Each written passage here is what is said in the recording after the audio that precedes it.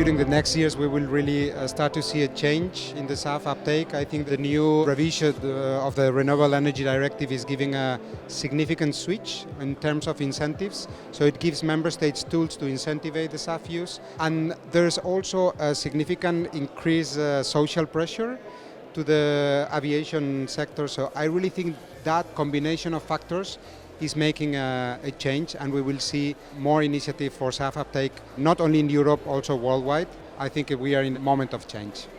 We are close and even over 2,000 flights, so it's just really positive move. I think that we also seen many uptakes and many announcements from airlines quite recently, mostly in Europe, but you also have very active airlines in the US and in Australia. Also, Qantas has recently announced some movement on SAF activity. So we see from the industry a very positive momentum.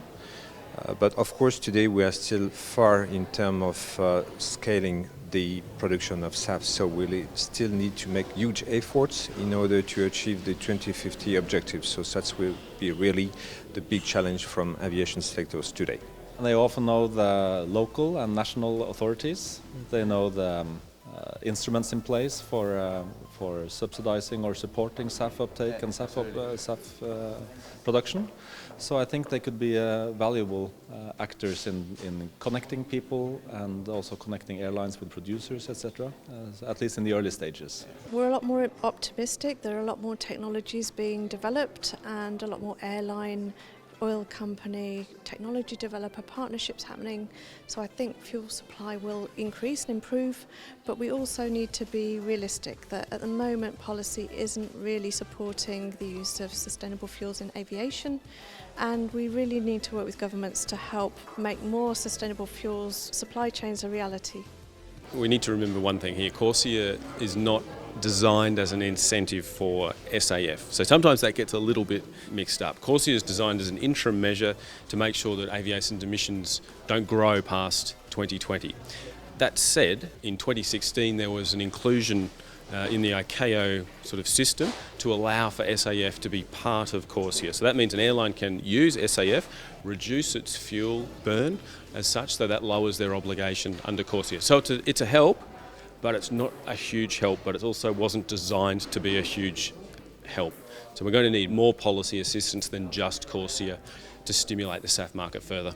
I do believe that sustainable aviation fuel is the answer. There's many levers to reduce the sector carbon emission, but at the end of the day, it's going to rely on liquid fuels. All the other technology, whether it's electric, hydrogen, or maybe gas, there's always going to be a problem of weight and density to the energy delivered.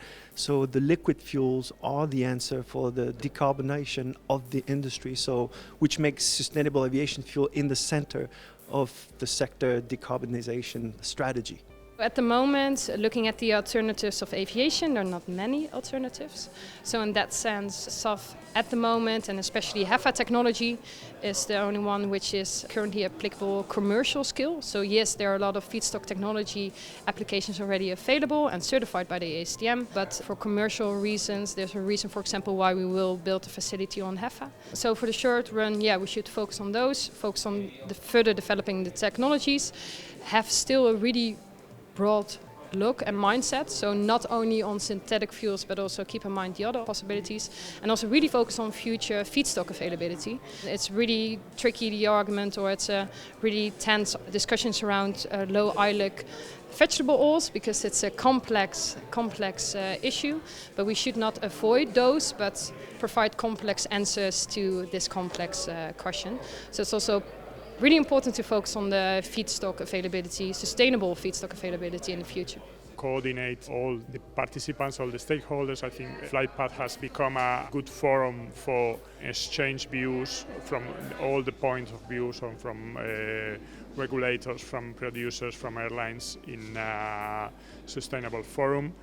So we hope to have more opportunities to do that in such similar projects. Families are starting to holiday locally, so I've already heard in the general kind of public that people are starting to switch their habits.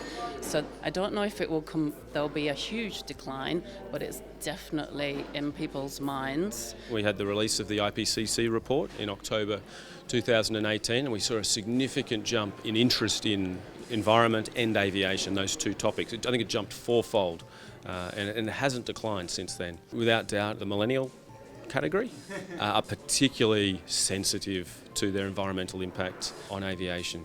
Whether that translates into a sustained sort of change of behaviour or decrease in ambition to travel, I think it's quite early to really say that.